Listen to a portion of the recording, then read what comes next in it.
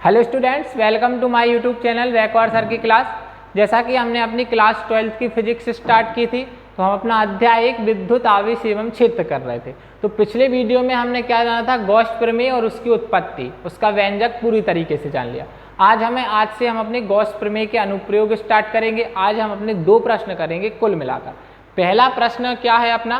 पहला प्रश्न है अपना कि बिंदु आवेश के कारण विद्युत क्षेत्र की तीव्रता, क्या बिंदु आवेश के कारण विद्युत क्षेत्र की तीव्रता हमें गॉस के प्रमेय से ज्ञात करना है। किसके प्रमेय से? गॉस के प्रमेय से। ठीक है, अब देखो तो शुरुआत करते हैं। ठीक है, माना क्या शुरुआत कहाँ से करें कि बिंदु आवेश है, तो माना एक बिंदु है O जिस पर क्या है प्लस क्यू आवेश है। माना एक बिंदु O जिस पर प्लस क्यू आवेश है।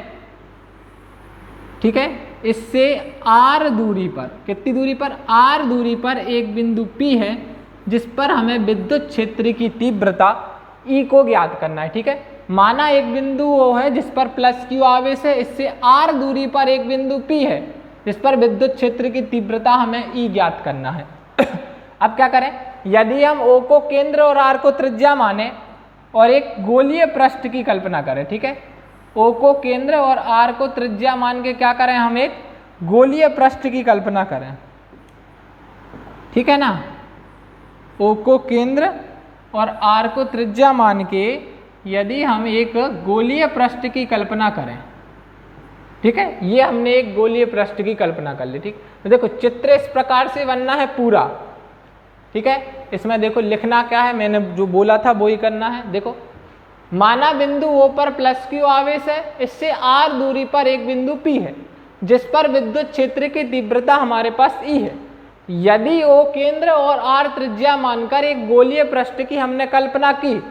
ठीक है, अब देखो ये गोलीय पृष्ठ है। अब देखो गोलीय पृष्ठ S से होकर गुजरने वाला कुल विद्युत फ्लक्स गोलीय पृष्ठ है। ठीक है, गोलीय पृष्ठ S से, S मतलब क्या कहलाए, पूरा उसका क्षेत्र। तो गोलीय पृष्ठ S से होकर गुजरने वाला जो कुल विद्युत फ्लक्स का आएगा हमारे पास, वो कितना आएगा, फाई इक्वल टू डबल समाकलन डी फाई। ये कुल विद्युत फ्लक्स मैं आपको बता चुका हूं। ठीक है, क्या होता है, फाई इक्वल टू डबल समाकलन डी फाई। तो फाई इक्वल टू क्या होता है, डी फाई का आगे का क्या बताया था मैंने, ई D S cos theta, E into D S cos theta. ये इतनी बात क्लियर हो जाना चाहिए। मैं बता चुका हूं आपको विद्युत फ्लक्स जब पढ़ाया था, ये विद्युत फ्लक्स का सूत्र है। ठीक है, अब यदि हम माने थीटा बराबर क्या, 0। थीटा बराबर 0 क्यों? क्योंकि ई और डी एस है, जो क्या है हमारे पास, ई बा डी एस। क्योंकि ई व डी एस की दिशा, ई और डी एस की जो दिशा है ना, वो क्या है, एक ही है। ये हमने आपके लिए किस में बताया था, ये इतनी बात तो हमने गॉस प्रमेय में भी लिखी थी। जब ई और डी एस की दिशा एक ही है तो हम क्या कर सकते हैं, थीटा के स्थान पर 0, तो फाई इक्वल टू डबल समाकलन E into D S cos 0। ठीक है, तो phi equal to E D S, यदि हम बाहर ले लें, क्या बाहर ले लें, E और डी एस को यदि हम क्या करें, बाहर ले लें, या एक काम करो, E और डी एस को बाहर नहीं ले रहा है। ठीक, फाई इक्वल टू क्या हो गया, फाई इक्वल टू डबल समाकलन क्या आ गया, ई डी एस कॉस 0 आ गया। तो कितना बचेगा हमारे पास, फाई इक्वल टू डबल समाकलन E इंटू डी एस बचेगा, क्योंकि कॉस 0 है ना, वो 1 होता है। तो फाई इक्वल टू कितना आ जाएगा हमारे पास, E डबल समाकलन डी एस। E बाहर ले रहे हम, E क्या कर ले रहे, बाहर ले रहे, डबल समाकलन डी एस आ गया। अब देखो, चूंकि हम क्या जानते हैं, चूंकि डबल समाकलन डी एस बराबर क्या होता है अपना S, और S क्या है, S बराबर 4 पाई आर स्क्वायर। ये क्या है हमारे पास, गोले का पृष्ठीय क्षेत्रफल। किसका, गोले का पृष्ठीय क्षेत्रफल। ये क्या है हमारे पास, गोले का पृष्ठीय क्षेत्रफल। ठीक है, इतनी बात क्लियर हो गई होगी। क्या कहना चाह रहा हूं, ये हमने क्या पिछले वीडियो में भी इतना सब कुछ किया है। ठीक है ना। देखो S क्या हो गया अपना, मैं S और ds बता दूं आपको। S अपना ये पूरा क्षेत्र हो गया। ठीक है, मतलब ये पूरा क्षेत्रफल हो गया ना गोले का वो, और ds हमें ज्ञात करना है। ठीक है, तो S और ds हो गया ना, तो S और ds दोनों बराबर हैं, इसलिए अपन ने क्या कह दिया, ds बराबर S बराबर 4 पाई r स्क्वायर।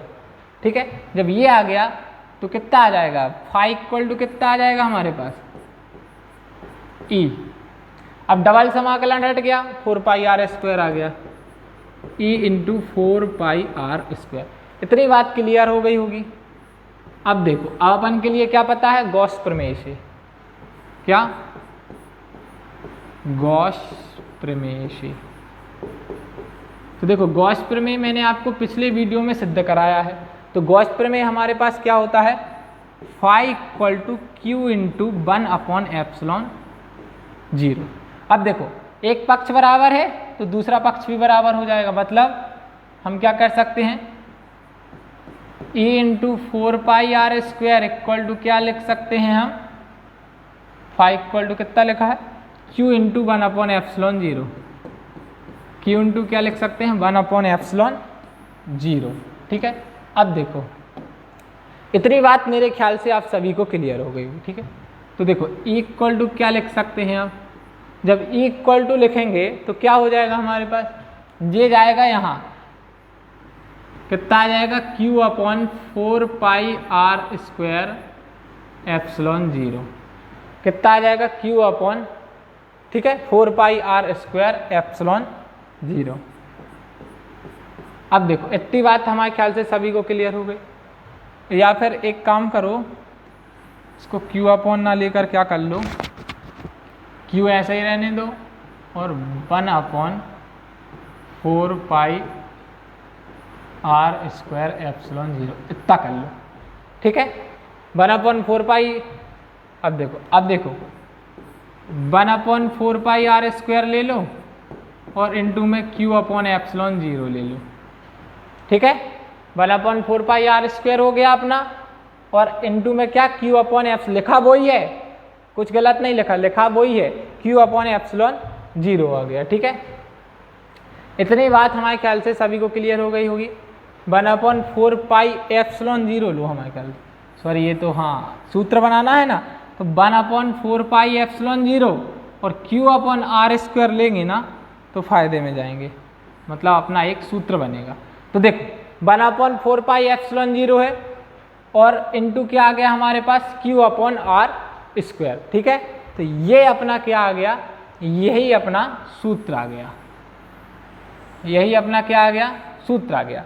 तो equal to 1/4 pi ε0 into Q upon r square, ये अपना पूरा किसका सूत्र आ गया हमारे पास, इसका। जो अपना प्रश्न था ना कि गॉस के प्रमेय से, सॉरी बिंदु आवेश के कारण विद्युत क्षेत्र की तीव्रता हमें गॉस के प्रमेय से ज्ञात करनी थी। ये चित्र है, ये पूरा उसका हल है। ठीक है, बिल्कुल सरल तरीका है, कोई कठिन नहीं है। अब देखो अगला क्वेश्चन है कि गॉस के प्रमेय से, किसके, गॉस के प्रमेय से क्या करना है हमें, गॉस के प्रमेय से हमें कूलाम के नियम की व्युत्पत्ति करना है। किसके नियम की, कूलाम के नियम की हमें गॉस के प्रमेय से व्युत्पत्ति करना है। ठीक है, इसमें भी वही है, माना क्या करेंगे हम, माना बिंदु O है, उस पर प्लस Q आवेश है। देखो माना एक बिंदु O है जिस पर प्लस Q आवेश है, इससे R दूरी पर एक बिंदु क्या है, P है, जिस पर विद्युत क्षेत्र की तीव्रता हमें E ज्ञात करना है। यदि हम क्या करें, O को केंद्र और R को त्रिज्या मानकर एक गोलीय पृष्ठ की कल्पना करें। किसको, O को केंद्र और R को त्रिज्या मानकर एक गोलीय पृष्ठ की कल्पना करें। देखो यही लिखना है, माना बिंदु O पर Q आवेश है, इससे R दूरी पर एक बिंदु P है जिस पर परीक्षण आवेश अपना क्या है, Q0 है, जिस पर परीक्षण आवेश क्या है हमारे पास, Q0 है। जिस पर परीक्षण आवेश Q0 है। ठीक है, परीक्षण आवेश क्या है हमारे पास, Q0 है। अब देखो, यदि O को केंद्र तथा R को त्रिज्या मानकर एक गोले की कल्पना करें, गोला हमने बना दिया, तो देखो गोलीय पृष्ठ S से होकर गुजरने वाला कुल विद्युत फ्लक्स, तो कुल विद्युत फ्लक्स क्या आ जाएगा, बात कितनी बार बताया मैंने, विद्युत फ्लक्स क्या होता है, फाई इक्वल टू डबल समाकलन डी फाई। ठीक है, तो कितना आ जाएगा हमारे पास, फाई इक्वल टू डबल समाकलन E into D S cos theta.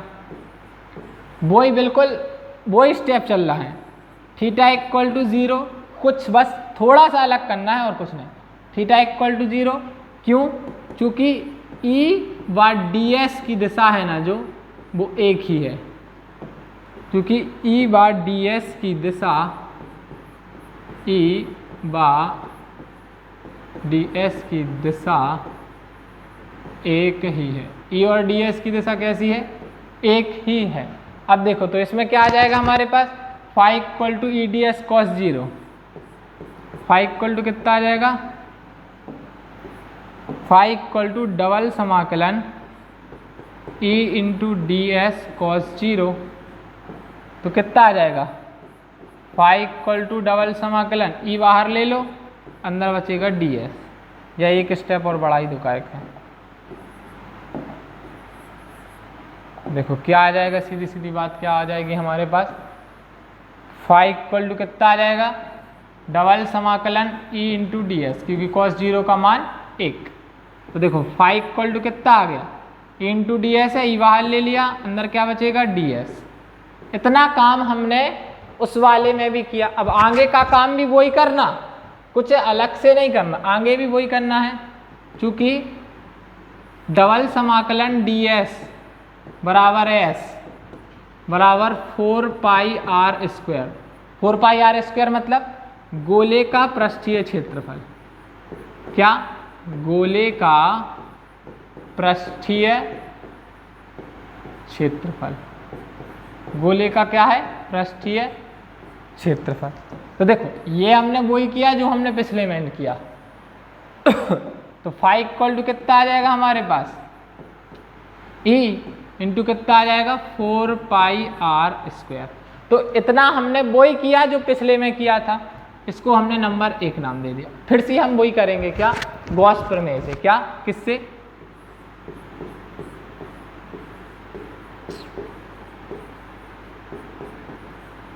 किससे आ जाएगा, गॉस प्रमेय से। तो गॉस प्रमेय क्या कहता है अपना, गॉस प्रमेय अपना क्या कहता है कि phi equal to Q into 1/ε0, क्या होगा, आवेश के 1/ε0 गुना होता है, तो phi equal to Q into 1/ε0, ये नंबर 2 आ गया। ठीक है, ये हमने पूरा बिल्कुल ज्यों का त्यों किया, बस इसमें एक स्टेप ये जुड़ेगा। अब देखो, अब क्या आ जाएगा हमारे पास, एक पक्ष बराबर, तो E into 4 pi R square बराबर में कितना आ जाएगा, Q इंटू 1/ε0। ठीक, किससे आ गया ये समीकरण 1 व 2 से। यदि हमने पिछले वाले में ना लिखा हो ना, तो आप ये जरूर लिख लेना आया किससे, नहीं तो मतलब क्या, समीकरण 1 और 2 से इतना आ गया। तो कितना आ गया था अपना, E बराबर आ गया था Q into 1/4 pi R square ε0, तो E बराबर कितना आ जाएगा, 1/4 pi ε0 Q upon R square. तो इतना अपना पिछले में आ गया, इसको अपन ने क्या, नंबर 3 नाम दे दिया। अब क्या करना है, यदि बिंदु P पर आवेश Q0 है, तो क्या इसमें एक्स्ट्रा क्या है, यदि बिंदु P पर, बिंदु किस पर, P पर परीक्षण आवेश, कौन सा आवेश, परीक्षण आवेश Q0 है, तो परीक्षण आवेश क्या है, Q0 है, तो परीक्षण आवेश क्या है हमारे पास, Q0 है, तो E इक्वल टू कितना आ जाएगा, F upon Q0, equal to कितना आ जाएगा, F अपॉन Q0 आ जाएगा हमारे पास। ठीक है। P पर अगर परीक्षण आवेश Q0 है तो E इक्वल टू F अपन Q0। अब देखो समीकरण 3 से इसको अपन नंबर, समीकरण 3 से E का मान रखने पर, E का मान कहाँ रखेंगे और समीकरण 3 से E का मान हम समीकरण नंबर 2 में, कहाँ, यहाँ पर E के स्थान पर क्या लिख देंगे हम, E के स्थान पर अपन लिख लेंगे F अपॉन Q0 और बराबर में कितना आ जाएगा हमारे पास 1/4πε0 Q upon R square, 1/4πε0 Q upon R square. देखो मेरे ख्याल से यहाँ तक सभी को सब क्लियर हो गया होगा। ठीक, अब क्या कर देंगे अपन, जो Q0 है ना वो चला जाएगा कहाँ, इस तरफ। देखो सीधी सीधी बात ये आ जाएगा अपना F इक्वल टू आ जाएगा 1/4πε0 Q into Q0 upon R square. तो इस प्रकार से जो ये अपना मान आया ना, यही है अपना, क्या है ये अपना, गॉस के प्रमेय से कूलाम के नियम की व्युत्पत्ति की है हमने ये इस प्रकार से। ठीक है, ये है पूरा। ठीक, तो देखो मेरे ख्याल से आपको तो समझ में आ गया, बिल्कुल सरल है, दोनों में सिर्फ एक स्टेप का अंतर है और कुछ नहीं है। ठीक है, तो इसी तरह के और वीडियो देखने के लिए, और आज का वीडियो आपके लिए अच्छा लगा हो तो रैकवार सर की क्लास के लिए लाइक शेयर सब्सक्राइब करना ना भूलिएगा। धन्यवाद, मिलते हैं अगली वीडियो में।